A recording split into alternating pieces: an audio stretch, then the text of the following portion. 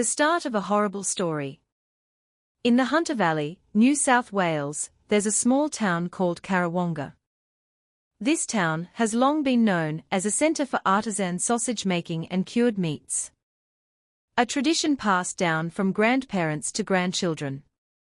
Every morning, the sound of mincers and choppers echoes from small kitchens. The aroma of fennel, herbs, and fresh meat spreads through the country air. The town's life moves to the rhythm of the weekend farmers' market. Kitchen smoke rises, and the sound of children playing in yards. Everything feels simple, warm, and communal. Liam Sanderson was one of the town's sons. At 33, he worked as a marketing manager for a food distribution company in Sydney. Despite his busy job, Liam always tried to maintain family harmony. He lived in a solid two-story brick house with his wife Chloe Sanderson, their 5-year-old son Noah, and his father, Mark Sanderson. Life for 3 generations under one roof seemed calm and comfortable. Chloe was known as a gentle and patient woman. She was born in a neighbouring country town to a simple family. Since marrying Liam, she diligently cared for the home and raised their child. Every morning she'd wake early to make breakfast, pack lunches, and get Noah ready for kindergarten. Young Noah was a real mummy's boy. His smile was bright, always running to greet his father when he came home from work. For Liam, happiness was nothing more than seeing Chloe's smile and hearing Noah's laughter, accompanied by his father enjoying a hot cup of tea on the veranda. In May 2022, Liam had a work trip to Sydney for a week. The trip brought good news. He'd successfully signed a major contract that promised a career boost. On the way home, he deliberately stopped at a busy market in Newcastle. He bought a beautiful scarf from a boutique for his wife, and a Lego set that Noah had been begging for. His heart was full of longing, impatient to see the happy faces of his wife and son when they received their gifts. When the regional bus stopped on the highway near the town, Liam took a deep breath. The country air, mixed with the smell of damp earth and eucalyptus, warmed his heart. He walked quickly down the familiar gravel driveway he'd known since childhood. In his heart, he wanted only one thing: to hug his wife and son after days apart. However, something strange made him stop. The farm gate wasn't latched, just pushed half-closed.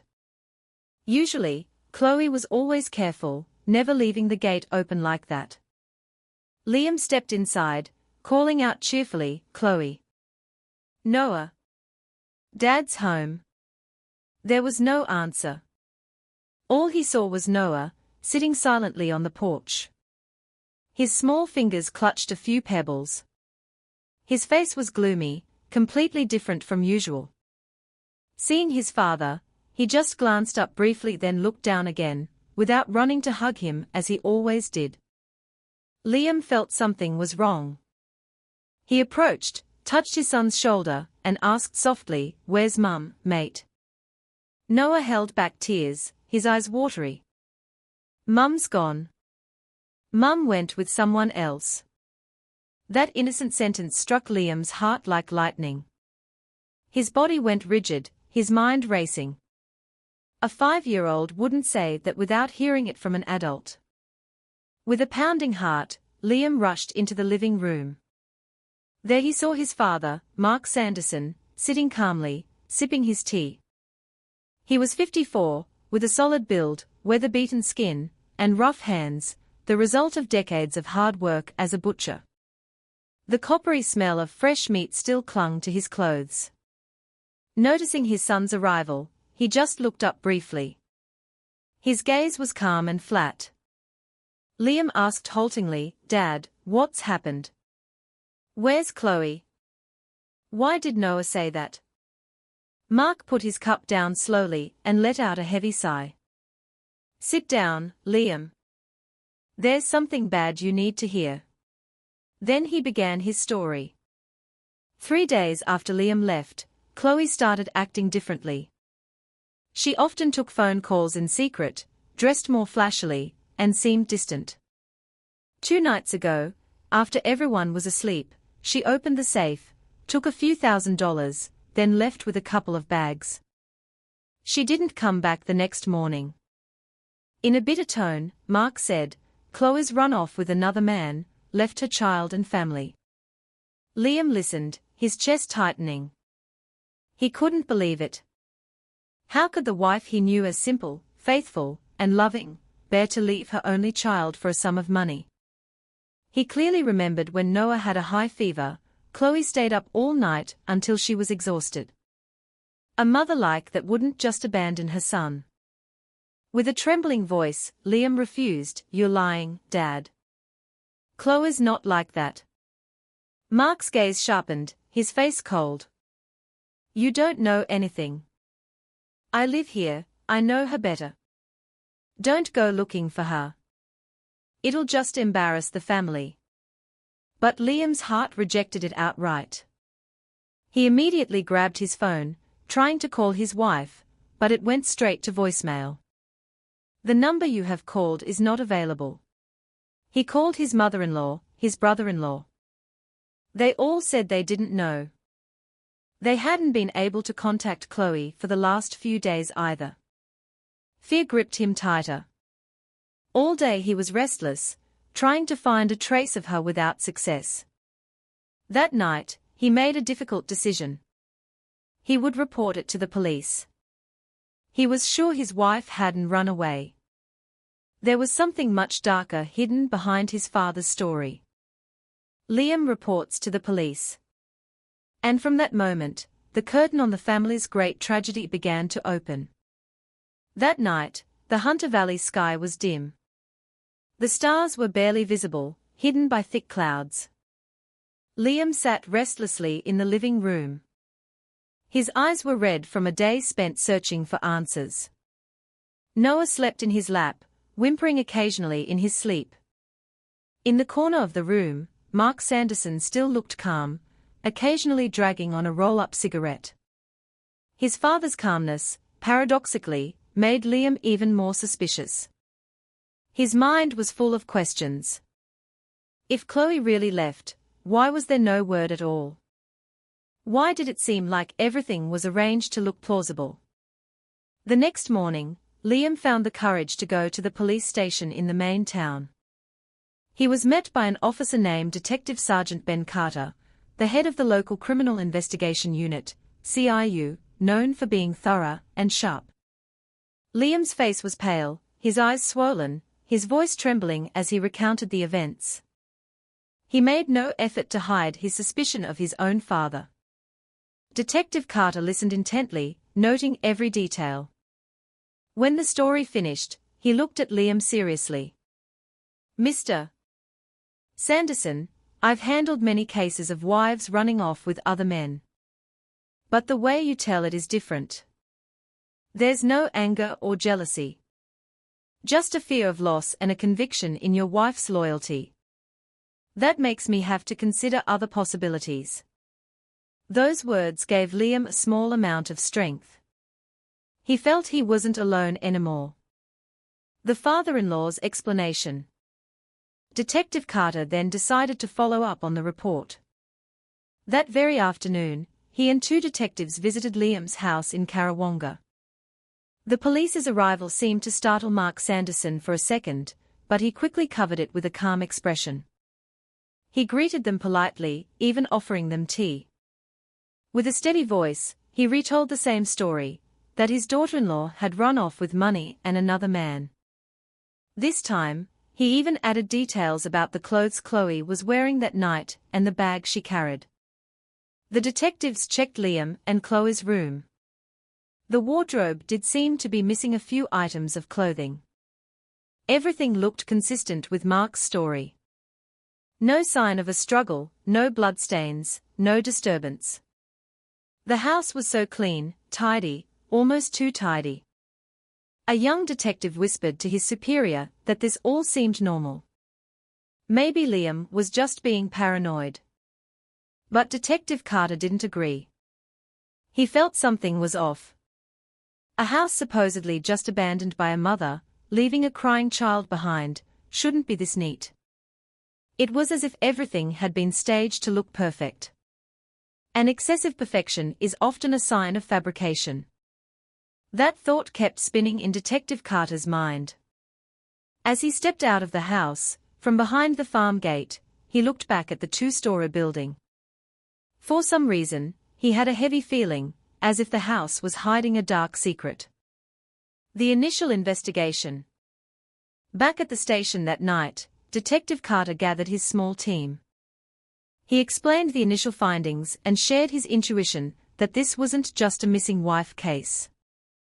There were two lines of inquiry to be pursued simultaneously. First, confirm if Chloe actually left the town. All street cameras, bus depots, the train station, and rideshare drivers had to be checked. Her mobile phone's last location also needed to be tracked. Second, investigate Mark Sanderson more deeply. The father-in-law, who was too calm and seemed to have a prepared story. All his social connections, financial status, and personal relationship with his daughter-in-law had to be explored. The team accepted the instructions enthusiastically. Although it seemed like looking for a needle in a haystack, they knew patience was key. The next day, one team scoured CCTV footage from the town's exits and the bus depot. Another team went to the telecommunications company to trace the last signal from Chloe's phone. Meanwhile, a few plainclothes detectives blended in at the local pub and the town bakery, pretending to be customers or salespeople from out of town. They started to dig for stories from neighbors about Mark's family. In the first few days, the information that emerged seemed ordinary. Mark was known as a hard-working widower, a man of few words, but he never caused trouble with neighbors. His relationship with Chloe was considered normal, nothing suspicious. However, the results from the technical investigation brought new hope. The telco data showed that on the night Chloe supposedly left, her phone was still pinging in the vicinity of the house. After 10 p.m., the signal vanished completely. No long-distance travel, no outgoing calls. The phone died somewhere near the house. Another finding came from the bank where Liam and Chloe kept their savings. Their joint account, with over $20,000, hadn't been touched. The balance was intact. There was no withdrawal as Mark had claimed. With these two strong pieces of evidence, the father-in-law's story collapsed. He had created a fabrication that his daughter-in-law ran off with money. But the money wasn't missing, and his wife had never left the town. In the briefing room, Detective Carter stared at the report with a grim face. The room fell silent. Everyone began to realize they were dealing with a much more serious case. Chloe didn't run away. It was highly likely she was the victim of a crime. And the person most likely to know what happened was Mark Sanderson. But without solid proof, they couldn't accuse him directly. Everything had to be done carefully so as not to arouse his suspicion. Liam heard the news of the investigation's results with mixed feelings. He was relieved because his faith in Chloe's loyalty was proven true. But at the same time, his heart was broken. Because if Chloe didn't leave, it meant something terrible had happened to her. Liam stared at their wedding photo hanging on the wall. Tears streamed down his face. In his heart, he prayed for the truth to be revealed quickly. The following days became a turning point in the investigation. The team in the field reported results from various corners of Karawonga. Although most residents only knew Mark as a hard-working figure, some small cracks began to appear. A few other butchers at the market mentioned that Mark often kept to himself, rarely socializing. He was considered a bit odd, never joking, and just focused on his work as a butcher. That might be normal, but for an investigator, every small detail could mean a lot. On the other side, the technical team examining the CCTV footage more deeply found that not a single public or private vehicle carrying a woman matching Chloe's description left the town on the night she supposedly left. All bus drivers, shuttle drivers, and even local taxi drivers were questioned. But not one of them remembered carrying a passenger matching the description Mark had given. This fact further strengthened suspicions. Detective Carter sat thinking in his office late that night. Reports piled up on his desk. There was a suspicious consistency between Mark's calmness and the evidence that directly contradicted his story. The more he thought about it, the clearer it became that the two-story house in Karawonga was hiding a massive secret. He knew he couldn't be hasty, but time was also ticking. Every day that passed without certainty would make evidence harder to find. To break through Mark's wall of silence, Detective Carter decided to send an experienced detective into the immediate neighborhood. This was Detective Mills, a senior officer skilled in undercover work. Posing as a sales rep for a kitchen supply company, he started frequenting the local bakery, buying sausages, and chatting casually with people. It took a few days until he finally became friendly with a neighbor who lived right next to Mark's property, a middle-aged woman named Sharon Mitchell. At first, Sharon only talked about ordinary things. She said Mark's family seemed normal, although the man himself was indeed reserved.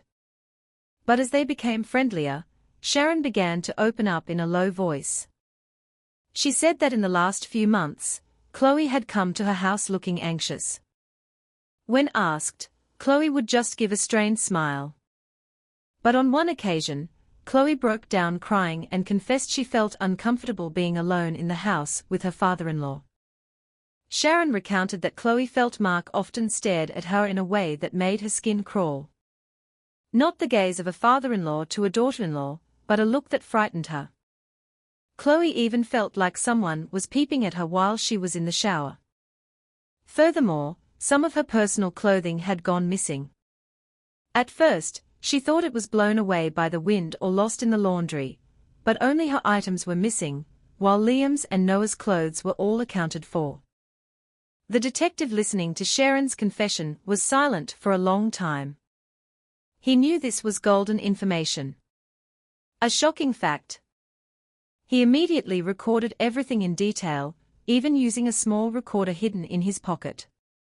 After ensuring Sharon felt safe, he left, promising not to let this secret be in vain. That night, the recording of Sharon's voice was played in the small briefing room. All the detectives listened with tense faces. The simple words from the neighbor's mouth had just lifted the dark veil that had been hidden. Detective Carter clasped his hands. His eyes were sharp. He knew the motive they were looking for was beginning to surface. This case wasn't about money. It was about a forbidden desire growing in a man's heart for his own daughter-in-law. Liam was called in to listen to the recording. As Sharon's voice played, his body trembled violently. Tears fell uncontrollably. He had never imagined that the father he had respected for all these years harbored filthy desires for his wife. Grief mixed with rage made Liam's chest feel tight. He looked at Detective Carter with a pleading gaze. "Please, find Chloe." Detective Carter placed a hand on Liam's shoulder. "We will do everything. But remember, everything must be by the book. We need stronger proof." The days after that, the investigation intensified. Forensic officers were called in to re-examine Mark's house. They combed every corner, lifted floorboards, checked the walls. When they entered Mark's private bedroom, a young detective found an old wooden wardrobe in the corner. He knocked on the bottom of the wardrobe and heard a hollow sound. Carefully, the baseboard was pried open, revealing a small hidden compartment. Inside was an old, dusty wooden box. When it was opened, everyone froze in horror. Dozens of items of women's underwear were neatly arranged inside. Some were soiled. There were stains that were clearly not just dust. Liam, who was also present, collapsed to his knees. He recognized several of them as Chloe's. Those items became tangible proof that Sharon's story was true. A sick and deviant desire had long resided within Mark. That discovery sent the investigation in a new direction. Now there was no doubt that Mark was hiding a dark secret. The next big question was, what did he do to Chloe on the night she disappeared? Everyone began to realize that the truth might be far more horrifying than they could imagine. Detective Carter stood before his team with a determined face. We've seen the initial evidence. The next task is to find Chloe. If she's gone, we must find what's left of her. Without that, we can't close this case. Liam stared blankly out the window that night. The country breeze blew softly, carrying the smell of wet earth after rain. But in his heart, there was only one feeling, fear mixed with anguish. He knew the journey to find the truth had only just begun, and the path would be full of thorns. Suspicion mounts. That morning, the police station was once again buzzing with activity. All the detectives gathered to discuss the next steps. Detective Ben Carter stood at the whiteboard, marker in hand. He stated firmly that Mark Sanderson's story was clearly fractured. The mobile phone evidence, the bank records, the neighbor's testimony, and the discovery of the women's underwear were all pieces pointing in one direction. But the case couldn't be closed without certainty about Chloe Sanderson's fate. Detective Carter then ordered Mark's house to be placed under discreet surveillance. Several team members were deployed around Karawonga, posing as delivery drivers and bakery customers. The goal was to observe Mark's daily movements.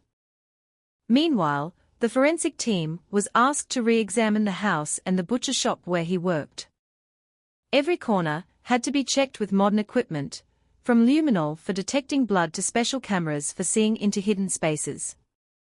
Mark still appeared calm. He continued to sell his sausages and meats at the local market as usual. With a large knife in his hand, he'd chop meat, weigh it, and serve customers, as if nothing was wrong. When some locals mentioned his missing daughter-in-law, he would just shake his head slowly, saying she'd run off with another man. His thin smile made people believe him, at least on the surface. But for the investigators, this excessive calmness only strengthened their suspicions. Day after day, the lab results were collected. On the technical side, there were no human blood stains on the house floors. No signs of a struggle in Chloe's room. Everything was neat and clean. Too clean for a house that had been left in a hurry. This made Detective Carter even more convinced that Mark had deliberately covered something up. He was an experienced butcher, used to dealing with blood, knives, and meat every day. He knew how to clean up a mess perfectly. Liam grew more distressed. Every night he sat in his room, hugging his son, who often woke up calling for his mother. Noah was still small, not understanding what was happening. He only knew his mum hadn't been home for a long time. In that helplessness, Liam went back to the police station, begging for the search to be expedited. He wept in front of Detective Carter, his voice hoarse from holding in his screams. Detective Carter grasped Liam's hand. "Trust me, we are doing everything, but the law must proceed with evidence. Without solid proof, we can't charge someone." Those words quieted Liam. Though his heart felt broken, he knew the police were working hard, but the anxiety and loss were eating him alive. He walked out of the station with heavy steps. The neighbor's testimony. Outside the building, an old friend approached him. David, a school friend of Liam's who was now a reporter for the local paper, clapped him on the shoulder. "Liam, I heard about Chloe. I'm sorry I didn't come sooner. If you need help, I'll write about it.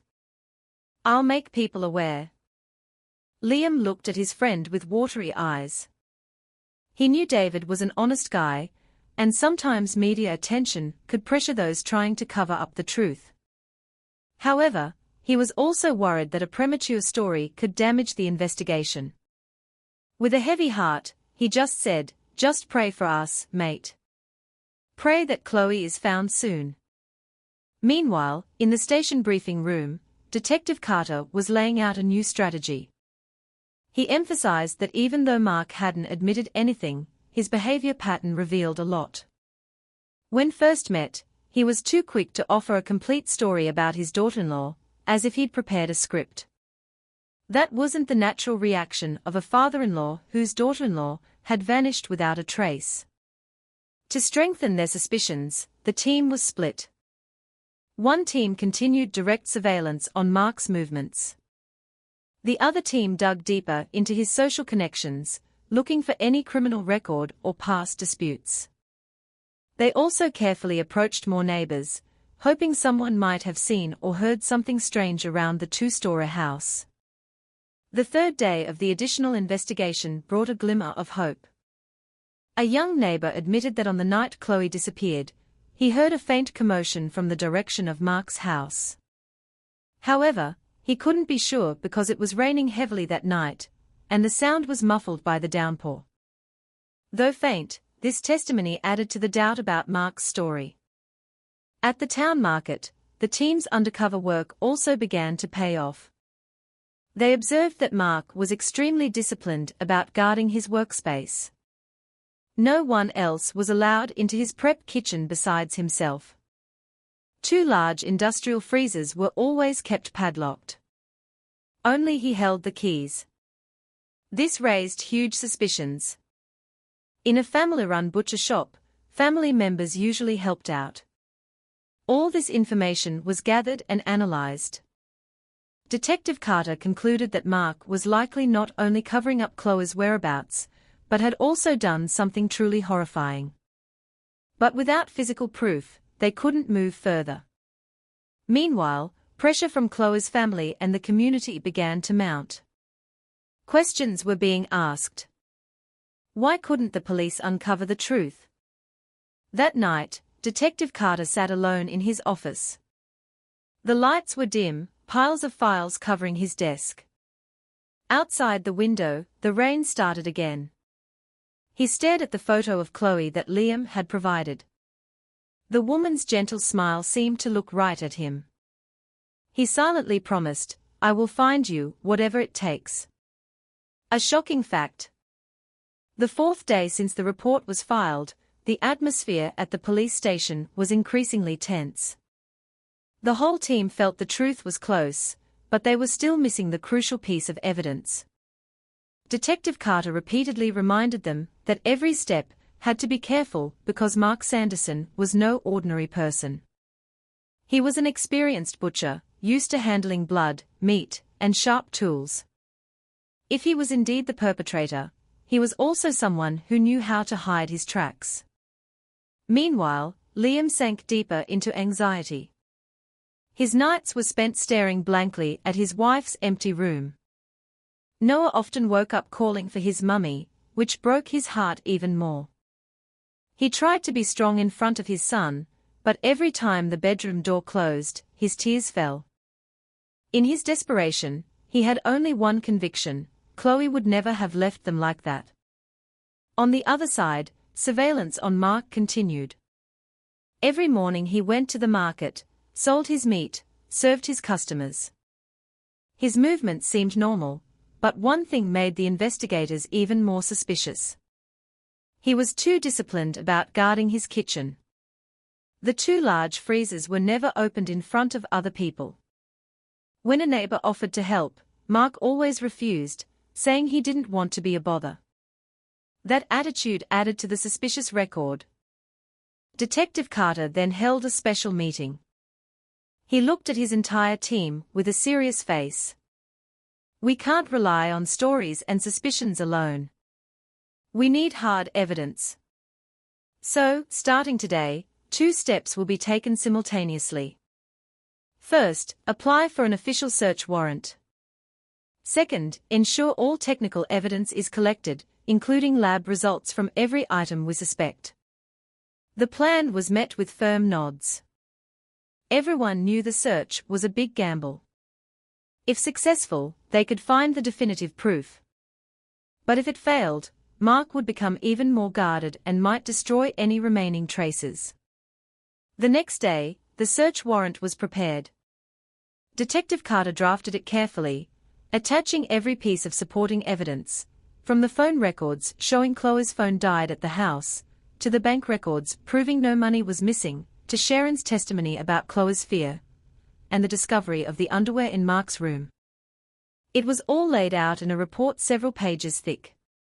While waiting for the warrant, the team didn't stay idle.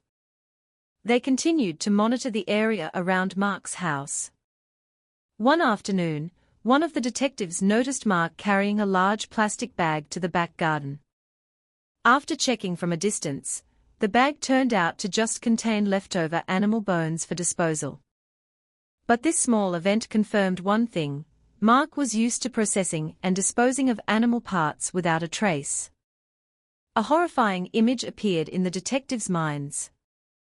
What if he used that same skill on a person? Liam could no longer bear the anxiety. He came to the station again, sitting before Detective Carter with a face full of desperation. His voice was barely a whisper. "Sir, I'm begging you, whatever it takes, please find Chloe. My life is ruined without her.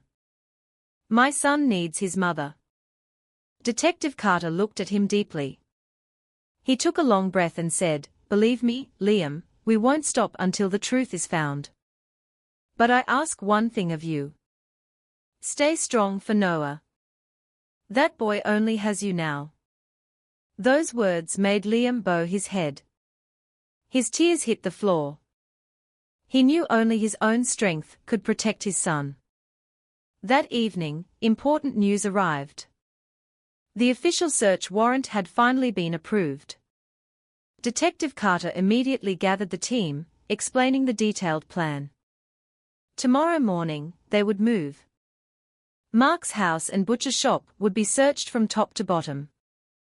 Not a single corner would be missed. The news energized the entire team, but there was also a sense of dread, as they knew that whatever they found could be horrific. Liam was informed of the plan. His face tensed, his eyes glinted with a mix of hope and fear. He wanted to come, but Detective Carter just said calmly, "You can be present as family, but be prepared to accept whatever we find." That night, Liam couldn't sleep. He sat beside Noah, who was sound asleep, holding his son's small hand. Outside the window, a half-moon hung, its pale light spilling into the room. Liam whispered to himself, "Chloe, if you're still out there, hold on. If you're gone, I will keep searching until I find the truth." Elsewhere, Mark sat in his living room, lighting one cigarette after another. His gaze was empty, staring into the dark. No one knew what he was thinking. But tomorrow morning, the great secret he had been keeping would begin to be exposed. The horrifying search. That morning, Karawonga woke to an unusual atmosphere. The air was still cold, a thin mist hanging over the paddocks. When several police cars stopped at the end of the driveway, dozens of uniformed officers got out, walking purposefully. They didn't make a commotion, but their presence was enough to make the neighbors come out of their houses, whispering, full of questions.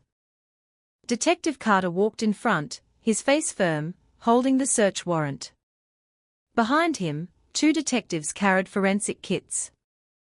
Liam joined them, his face pale, his eyes swollen from lack of sleep. He tried to stay calm, but inside, his heart was churning with hope and fear. When the front door opened, Mark Sanderson was standing in the doorway. He was sturdy, his work shirt stained with grease, his face hard. For a moment, a flash of shock was in his eyes, but it was quickly covered by a flat smile. In a gruff voice, he asked, "What's all this noise so early in the morning?" Detective Carter held up the warrant. "We have an official warrant to conduct a search of your house and workshop, sir. We need your cooperation." Mark stared sharply, then stepped back to let them pass. "Go ahead. I've got nothing to hide." His voice sounded calm, but his hands were trembling slightly. The search began. The team split up. Some checked the living room, some combed the bedrooms, some went to the kitchen, while the forensic team prepared their special equipment. Every corner of the house was meticulously checked, floorboards were tapped one by one, walls were scanned with UV lights, not even a small hole was missed. In Liam and Chloe's room, no signs of violence were found. Everything was tidy, too tidy. Only the wardrobe looked like it was missing a few items of clothing, just as Mark had said. But the excessive neatness made Detective Carter even more suspicious. When the team entered the workshop where Mark usually worked, the atmosphere changed. The smell of meat and spices immediately hit them. A large steel table was still damp with animal blood. Sharp knives hung in a neat row on the wall. The two large freezers hummed quietly, their doors shut tight. A detective whispered, "This place is too clean for a butcher's workshop. Usually, there'd be scraps of fat or blood spatter, but there's almost nothing here. Like it's always meticulously scrubbed." Detective Carter stared at the two freezers for a long time. He felt a heavy weight in his chest. He knew that behind the hum of the compressors, the answer they were looking for might be hidden. With a steady voice, he ordered, "Note the serial numbers and seal everything in these freezers. It's all going to the forensic lab." Mark, standing in the corner of the room, looked agitated. His face remained flat, but his eyes darted around. He wanted to say something, but his lips just quivered silently. Liam, watching him, became even more certain there was a huge secret behind that composure. Meanwhile, another team continued searching Mark's private bedroom. The room was very different from the rest of the house, dark, messy, and stinking of stale cigarette smoke. After checking the wardrobe and drawers, a young detective found a loose wooden panel at the bottom of the old wardrobe. Carefully, the panel was pried open, revealing a small hidden compartment. Inside was a carved wooden box. When the box was opened, everyone was stunned. Dozens of items of women's underwear were neatly arranged inside. Some were stained. Liam, who saw it, dropped to his knees. He recognized several as his wife's. He broke down sobbing, his body shaking. Detective Carter closed the box with a grim face. This evidence didn't just show Mark's deviancy, it strengthened the suspicion that Chloe was a victim of his dark desires. The atmosphere of the search became heavier. The forensic team continued working, swabbing the floor with special chemicals. In the back garden, the ground was dug up, but nothing was found. All possibilities were checked, but Chloe's body wasn't there. Hours passed, the sun climbing higher. Sweat dripped from the officers' foreheads. Liam sat in a corner of the yard, his face blank, his heart shattered. But he knew that, bit by bit, the truth was starting to come out. The shocking forensic results. As the team prepared to finish the search, Detective Carter stood and stared at the workshop one more time. His eyes stopped on the two large freezers. He felt a chill run down his spine. In a heavy voice, he said, "Take everything inside these freezers to the lab." Officers immediately began removing the contents. Dozens of kilograms of sausages and minced meat, wrapped neatly in plastic. Everything was placed in special cooler boxes and labeled as evidence. The townspeople watching from a distance whispered, wondering why ordinary food was being treated like valuable items. They didn't know that hidden within that mince, the most horrifying secret might lie. Mark just stood stiffly, his face pale. Cold sweat ran down his temples. But he said nothing. Only a vacant stare followed every package leaving his house. When it was all done, Detective Carter signed the inventory form. He looked at Mark intently. "Thank you for your cooperation. We will follow up on the results of this search." Mark didn't answer, just sat on an old chair, looking at the ground. Liam approached Detective Carter, his voice faint. "Sir? Is it possible? Is Chloe in there?" Detective Carter was silent for a long time. He didn't want to give a hasty answer.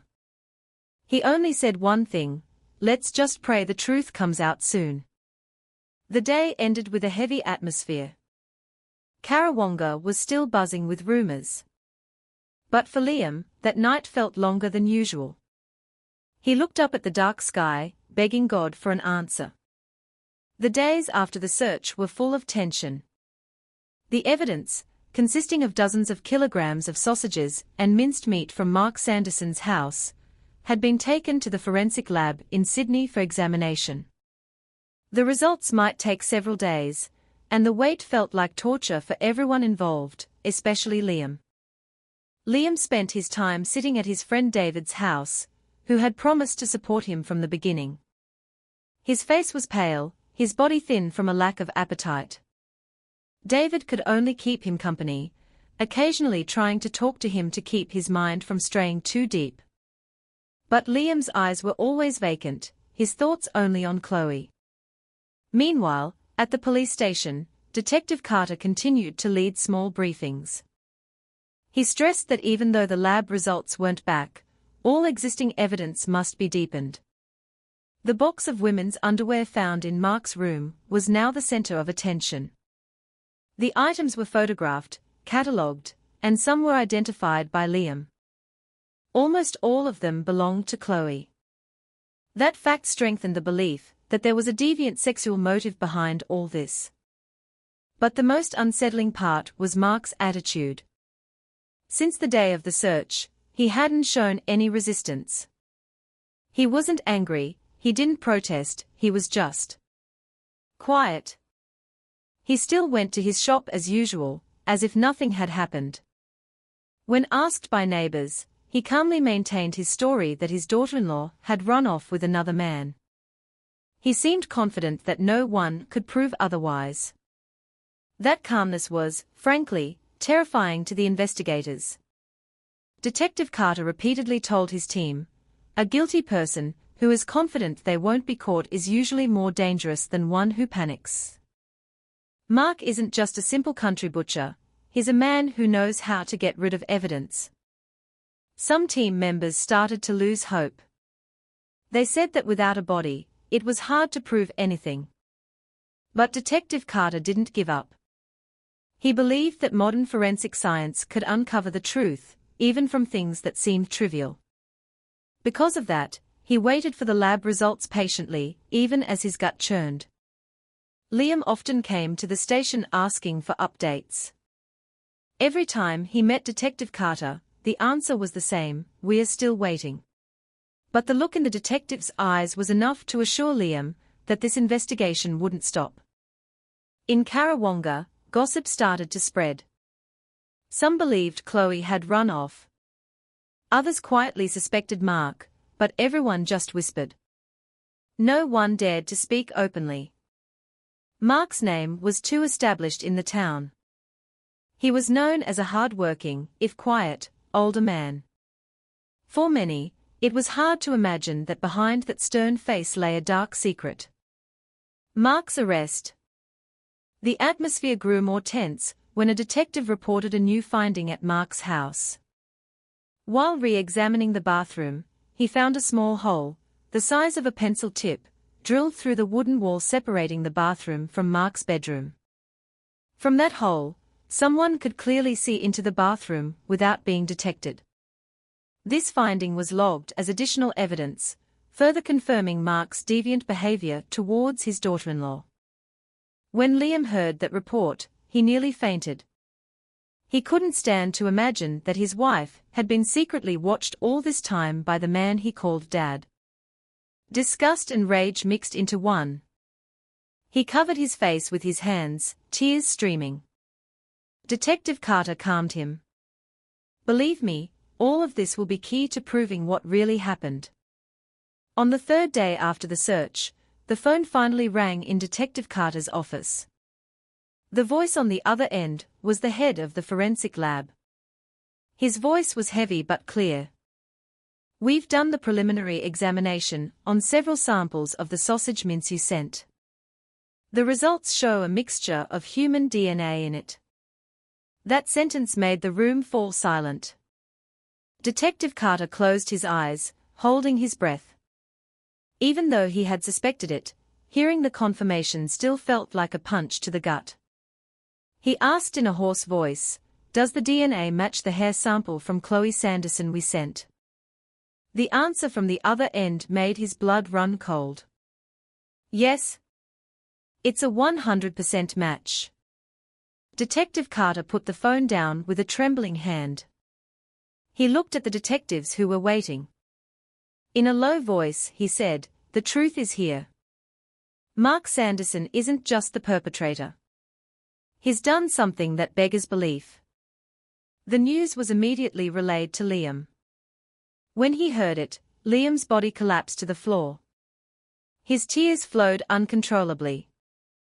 He couldn't accept that his beloved wife was now just DNA fragments in a meat mixture. His sobs were heart-wrenching. Noah, who was nearby, started crying too, without understanding what was really happening. Detective Carter stood up, his face hard. He knew the time had come. Mark could no longer hide behind his fabricated story. The scientific evidence had spoken. An arrest warrant had to be prepared immediately. That night, the entire team moved. The arrest documents were drawn up. Approval from the DPP, Director of Public Prosecutions, was obtained. Everything was prepared for the big move the next morning. Dawn broke over Karawonga with a grey sky.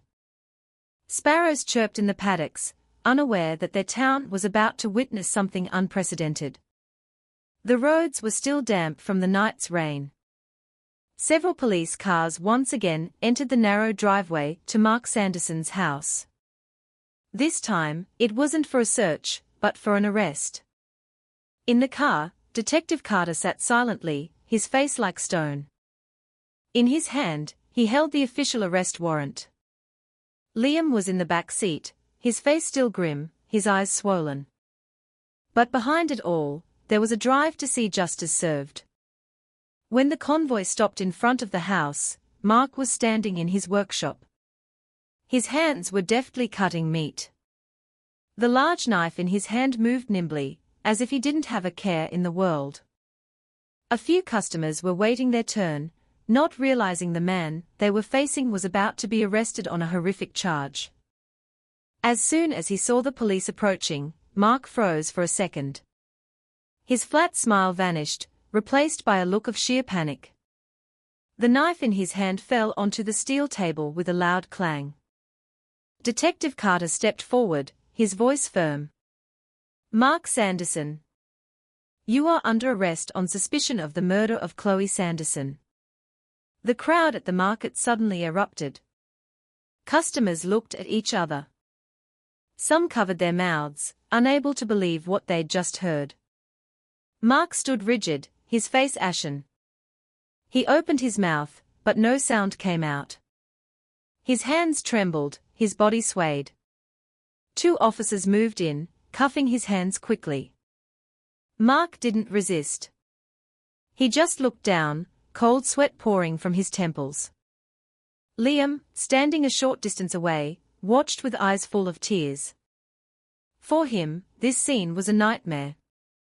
The father he had respected, the man he looked up to, was now proven to be the man who had destroyed his life. Mark was led to the police car. The townspeople could only stare in silence. Several women shrieked, unable to believe their hard-working neighbor concealed such a dark secret. The police interrogation. At the police station, Mark sat in the interrogation room. His face was tense, his eyes red, but his mouth still tried to deny it. He insisted his daughter-in-law had left with the money. He shouted that all the accusations were lies. Detective Carter wasn't baited. He just placed a folder on the table. The folder contained the lab results proving Chloe's DNA was found in the sausage mince from Mark's house. Slowly, the folder was opened, shown page by page. Mark read it with wide eyes.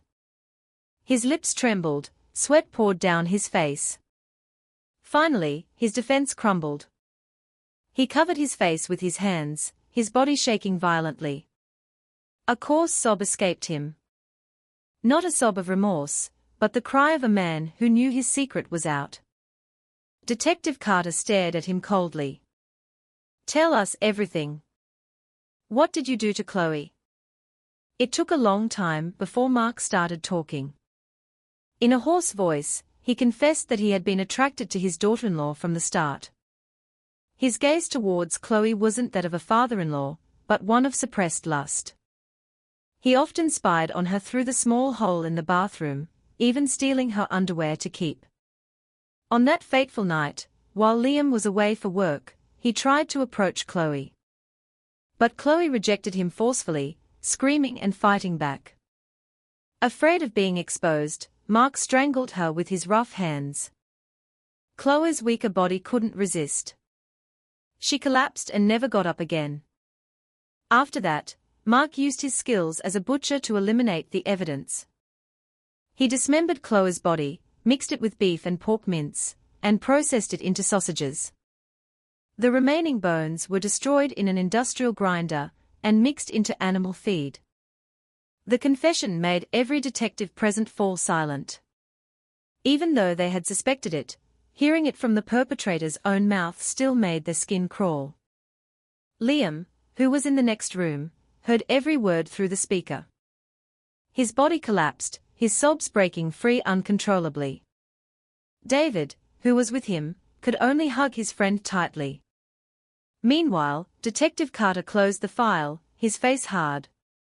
"Mark Sanderson, your actions have crossed the bounds of humanity. The law will see you face the most severe punishment." Mark just sobbed, no longer having the strength to deny it. Outside the interrogation room, night fell silently. Karawonga was still reeling from the news of the arrest. For the residents, this was a bitter lesson that sometimes monsters don't come from far away, but from the person they see and greet every day. Liam returned to his friend's house that night, walking like a zombie. Noah was asleep in his arms, unaware of what had just happened. He whispered into the night, "Chloe.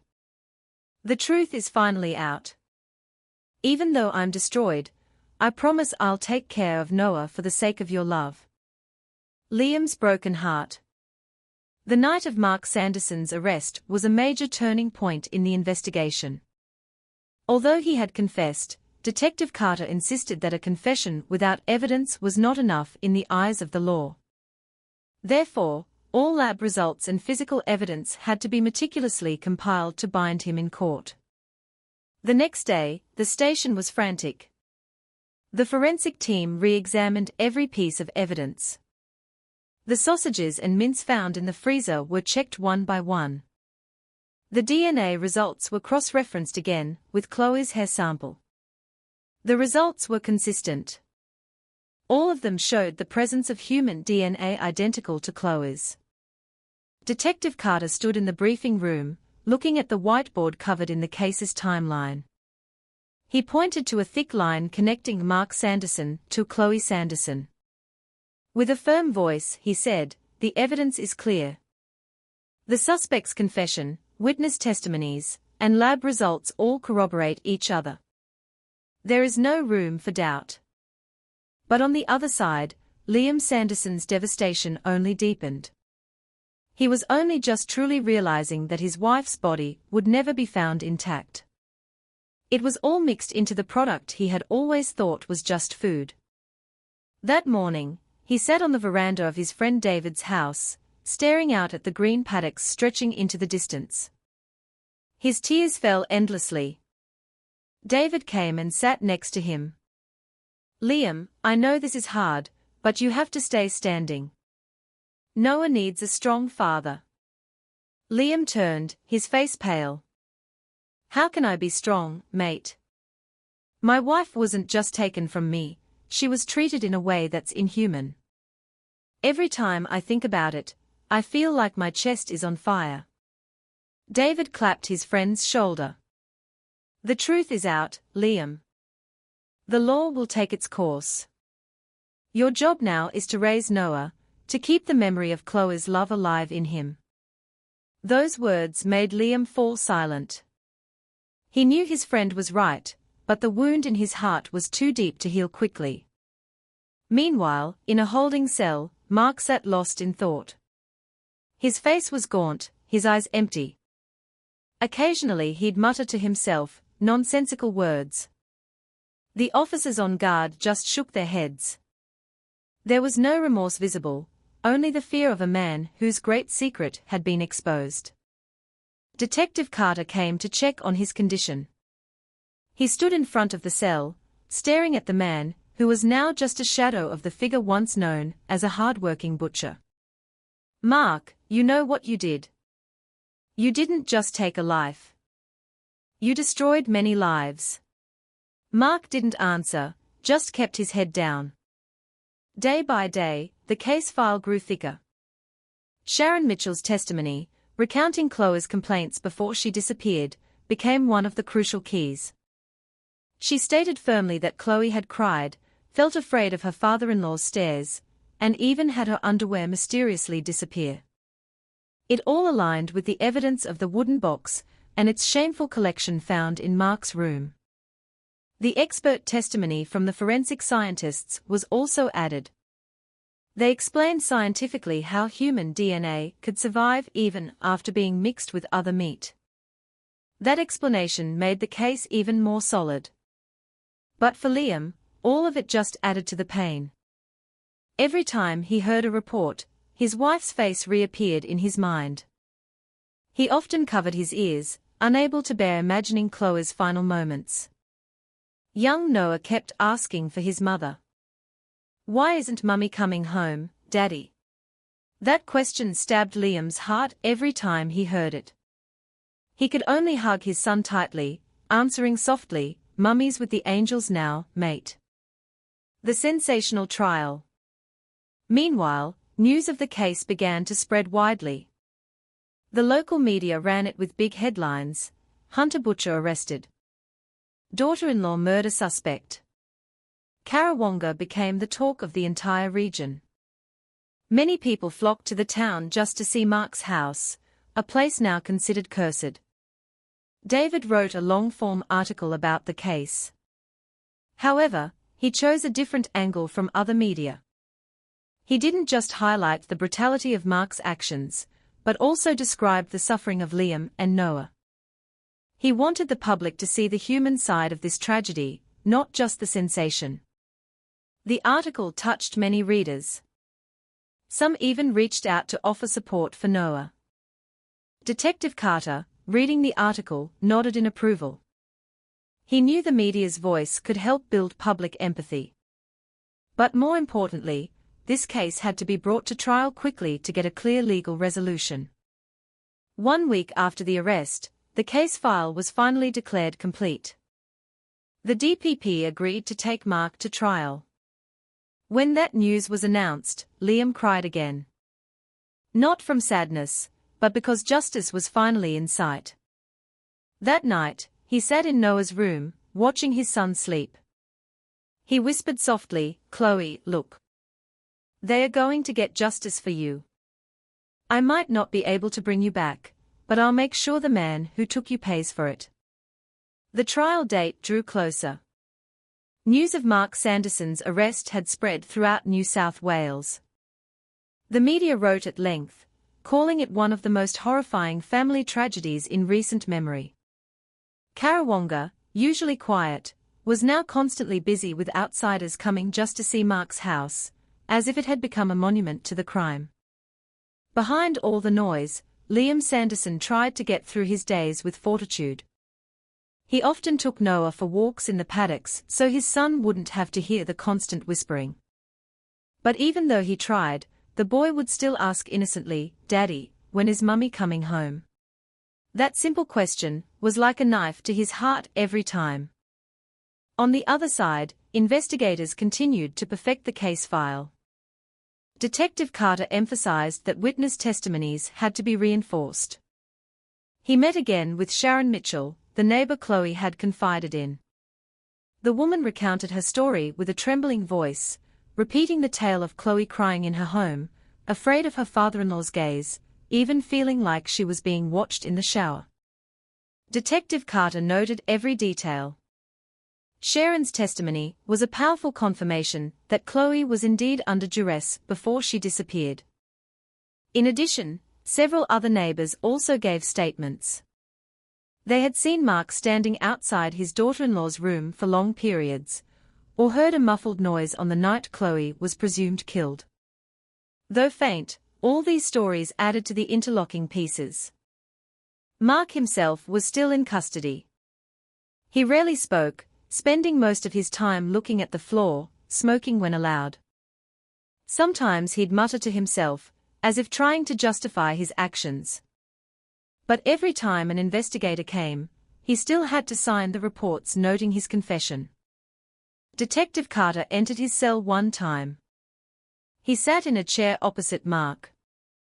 In a cold tone, he said, "You can try to deny it in court, but you can't fight the scientific evidence. DNA doesn't lie." Mark just stayed silent, his face expressionless. At his friend David's house, Liam tried to piece his life together. David, being a journalist, was always by his side, writing the news carefully so the public would know the family's suffering without adding to the pain. David's articles were widely read. A social services agency even contacted him to offer support for Noah. One afternoon, Liam sat on the veranda with David. A gentle breeze blew from the paddocks, carrying the smell of wet earth. David spoke softly, "Liam, maybe this is a new beginning for you. I know this wound won't heal quickly, but you still have a long life ahead. Noah needs you to stay on your feet." Liam stared into the distance. His eyes welled up. "I know, mate. But every time I close my eyes, I see Chloe's face. In her final moments. I wasn't there to protect her. That guilt is killing me every day." David put a hand on his shoulder. "Don't blame yourself. The only one to blame is Mark. You have to believe that." The days moved on. The trial was set to begin in 2 weeks. Liam received an official summons to appear as a witness. Reading the letter made his hands shake. He knew that in court, he would have to tell the whole story from the beginning. That meant reopening a wound that was still raw. The night before the first day of the trial, Liam prayed for a long time in his room. Noah was fast asleep. He knelt, looking at the dark sky through the window. "God, give me strength. Don't let me fall apart when I have to speak for my wife. Let the truth stand tall." On the other side, Detective Carter was also preparing. He knew this case would get national attention. He stressed to his team that all evidence must be perfectly organized. The photos, the search logs, the forensic reports, the neighbor's testimony, even that disgusting wooden box of underwear, it all had to be ready to be presented in the courtroom. The atmosphere in Karawonga grew more tense.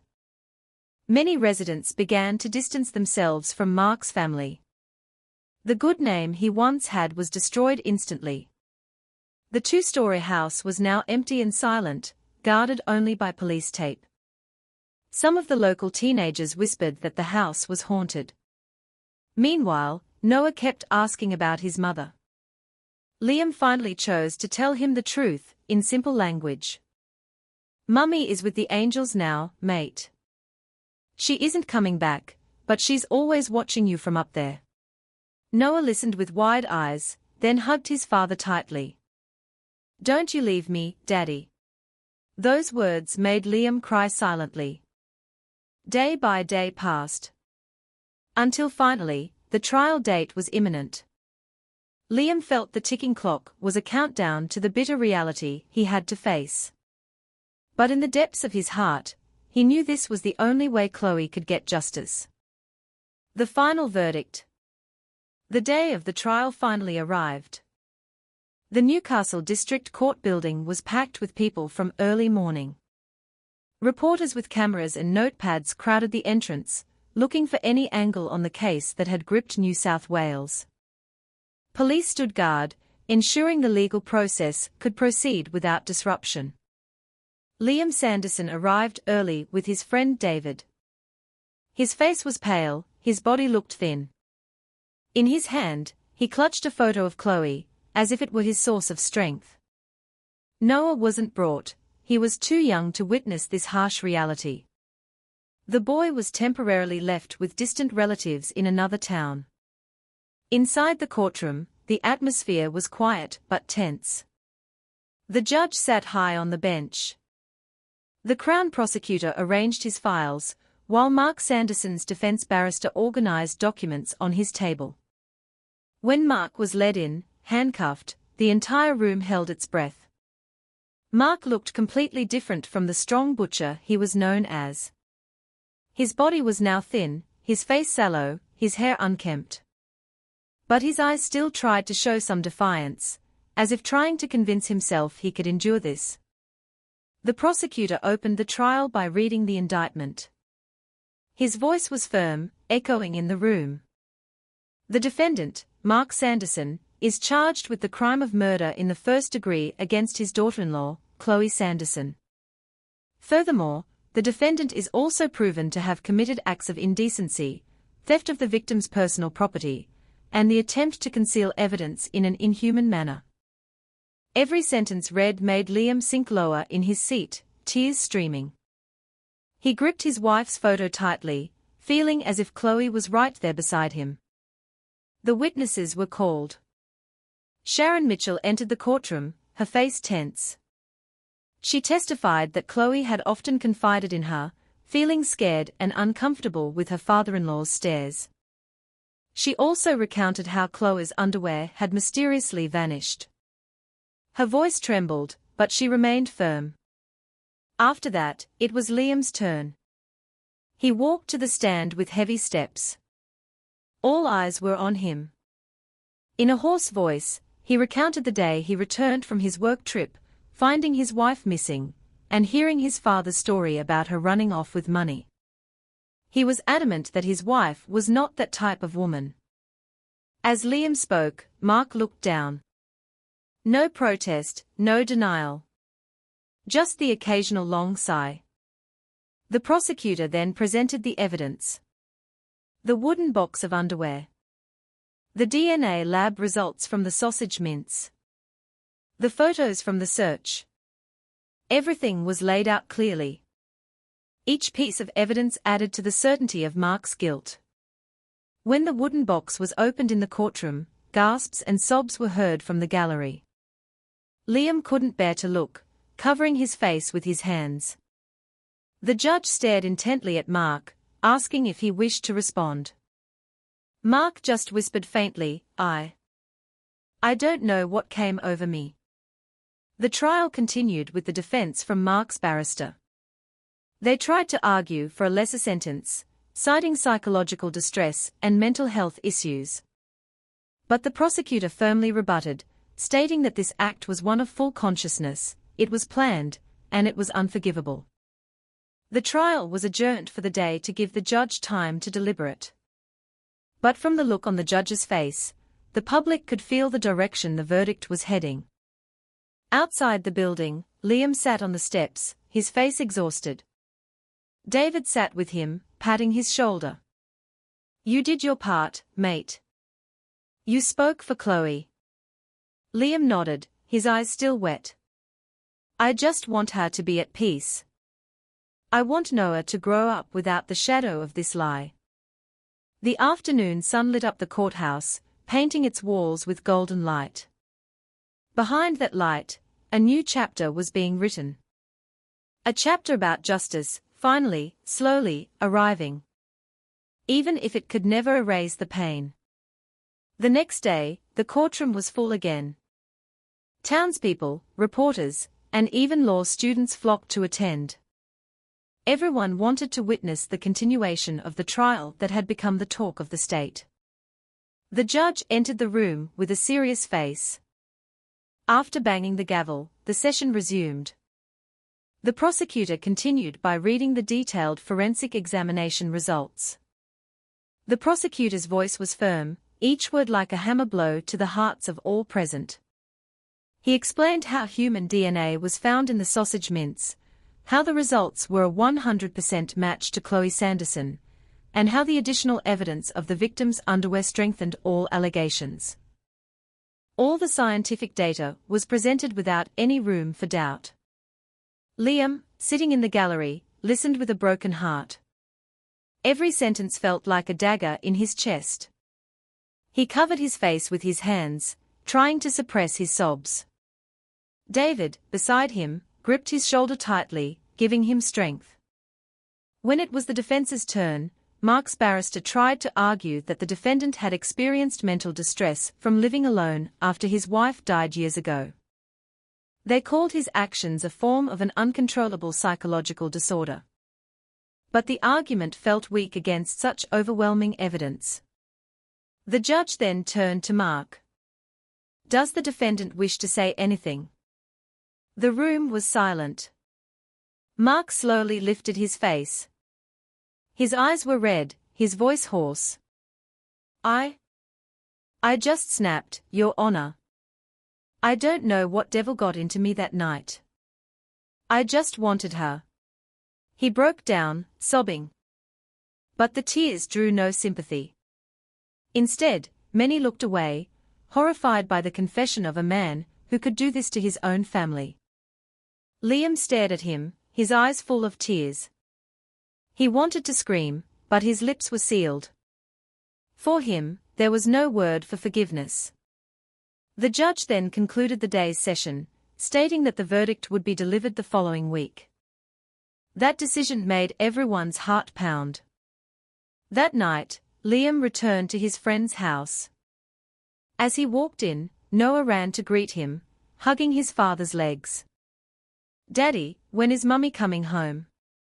Liam knelt and hugged his son tightly, tears streaming down his face. He whispered softly, "Mummy's with the angels, mate. She's not coming home, but she's always watching us from up there." David, watching the scene, was silent. He knew his friend was carrying an unbearable burden. Epilogue and life's message. Day by day passed. Until finally, the date of the verdict arrived, getting closer. Liam felt those moments were a countdown to the bitter reality he had to face. But in the bottom of his heart, he knew this was the only way Chloe could get justice. The day of the verdict finally arrived. The Newcastle District Court building was packed. Reporters and the public pushed to get in. Liam Sanderson came early with David. His face was pale, his body thin. In his hand, he clutched Chloe's photo. When Mark was led in, handcuffed, the entire room fell silent. The judge read the indictment and the evidence summary. His voice was firm. The defendant, Mark Sanderson, is charged with the murder of Chloe Sanderson. The evidence is undeniable. Every word made Liam's heart pound. The judge then looked at Mark. "Do you have anything to say?" Mark, standing, just shook his head, looking at the floor. The judge continued, "Based on the evidence presented, the confession of the defendant, and the witness testimonies, this court finds you, Mark Sanderson, guilty of the charge of murder." A gasp went through the room. Liam closed his eyes, tears flowing. David gripped his shoulder. The judge banged his gavel. The sentencing for this heinous crime will be life imprisonment, with a non-parole period of 25 years. The room erupted. Reporters rushed out. Liam just sat there, shaking, crying silently. He had done it. He had found justice for Chloe. Outside the courthouse, Liam stood on the steps, the afternoon sun hitting his face. David was beside him. "It's over, mate." Liam nodded, his eyes still red. "I just want to take Noah home." He looked up at the sky. He knew the pain would never fully go away. But he also